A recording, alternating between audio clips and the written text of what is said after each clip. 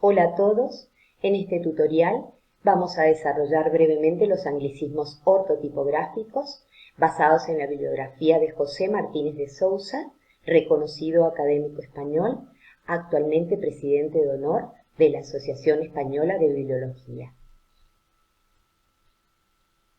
¿Qué son los anglicismos ortotipográficos? Se define con este término a los desajustes que se producen por la inadecuada adaptación de los elementos formales en la traducción, es decir, la copia generalmente inconsciente de usos y grafías que pertenecen a otra lengua, pero que carecen de aplicación en la ortotipografía del español.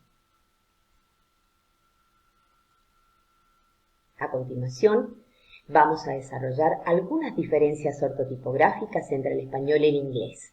Vamos a hablar de los años. Por ejemplo, en inglés es habitual encontrar textos que nos dicen during the 1930s, en lugar de referirse a durante los años 40 o la década del 40 como lo hacemos en español.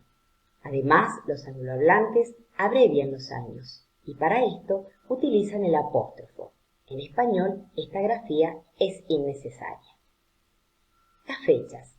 En el mundo anglosajón las fechas se construyen de forma distinta que en español, como vemos en este ejemplo. El ejemplo de una fecha abreviada, como 7 del 10 de 2002, va a ser interpretada de una forma muy diferente por un anglohablante que por un hispanohablante. El primero interpretará 10 de julio de 2002, mientras que el segundo leerá 7 de octubre del 2002. Los porcentajes y los signos monetarios. En las normas del inglés se admite la escritura de los signos monetarios y del porcentaje unido a la cifra correspondiente sin espacio. En español, la escritura correcta es con un espacio entre la cifra y el signo. En la escritura del español, los números romanos se escriben con mayúsculas si la palabra a la que afectan tiene esa misma grafía, como nos muestra el ejemplo, y con versalitas si la palabra a la que afectan se escribe con minúscula inicial, como vemos en este ejemplo. Los signos ortográficos. Muchas veces el traductor tiende a copiar y a aplicar formas de escrituras del inglés que tienen su propia grafía en el español. Es el caso del punto decimal. La utilización del punto para separar los enteros de los decimales en las cantidades es un caso claro de anglicismo científico y ortográfico. En español, actualmente se escribe siempre coma decimal, como podemos ver en este ejemplo. La coma. La utilización de la coma en el esquema anglosajón puede dar lugar a los siguientes empleos incorrectos en el español. Es el caso de la coma y la conjunción copulativa. Cuando en una enumeración la coma precede a la conjunción copulativa, en español es incorrecta, como podemos ver en ambos ejemplos. Coma en vez de dos puntos. Cuando una carta, circular, etc. lleva un encabezamiento, este y el texto subsiguiente se separan mediante dos puntos, y la palabra que sigue debe ir en mayúscula en renglón aparte en la normativa ortográfica del español, como vemos en este ejemplo, a diferencia del inglés que utiliza la coma. La coma y las comillas.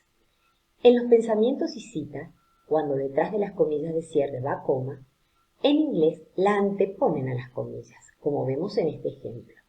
En español, la coma se coloca siempre después de las comillas de cierre. Las comillas. Se considera un anglicismo ortotipográfico elegir las comillas inglesas en lugar de las latinas, francesas o españolas, salvo que aquellas se usen dentro de un texto ya encerrado entre comillas latinas, como podemos ver en este ejemplo. Los diálogos. En inglés el diálogo se construye encerrando entre comillas cada una de las intervenciones de los participantes, a diferencia del español, en donde intervienen las rayas. Cada intervención en un diálogo se construye en párrafo aparte e iniciado con una raya que se junta a la primera palabra de la intervención. Además, en español, las intervenciones del autor en un diálogo se encierran entre rayas, como vemos en este ejemplo, mientras que en inglés se separan cerrando las comillas, añadiendo el comentario y volviéndolas a abrir. En español, los pensamientos y las citas se escriben siempre de redondo y entre comillas. El uso inglés de la raya consiste en abrir una raya explicativa en medio de un párrafo, colocar el texto oportuno y cerrar con punto y seguido. En español, esta forma puede sustituirse por coma, punto y coma, dos puntos, puntos suspensivos o un espacio según el caso. En este ejemplo, veamos cómo se resuelve esta raya explicativa que puede ser reemplazada a través de los dos puntos.